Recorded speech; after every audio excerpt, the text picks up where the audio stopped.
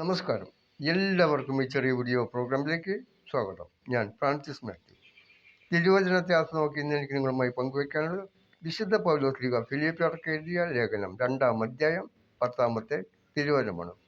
അതിങ്ങനെയാണ്: സകല നാമങ്ങൾക്കും ഉപരിയായ നാമം പിതാവായ ദൈവം കർത്താവായ യേശുവിന് കൊടുക്കുവാൻ കാരണം എന്താണ് എന്ന വിഷയത്തെക്കുറിച്ചാണ്. അതിൻ്റെ മറുപടി ഇങ്ങനെയാണ്: അത് യേശു ക്രിസ്തുവിൻ്റെ നാമത്തിനു മുമ്പിൽ സ്വർഗത്തിലും ഭൂമിയിലും പാതാളത്തിലുമുള്ള സകലരും മുട്ടുകൾ മുടക്കുന്നതിനും യേശു ക്രിസ്തു കർത്താവാണെന്ന് പിതാവായ ദൈവത്തിൻ്റെ മഹത്വത്തിനായി സകല നാവുകളും ഏറ്റുപറയുന്നതിനും വേണ്ടിയാണ്. അതെങ്ങനെയാണ്?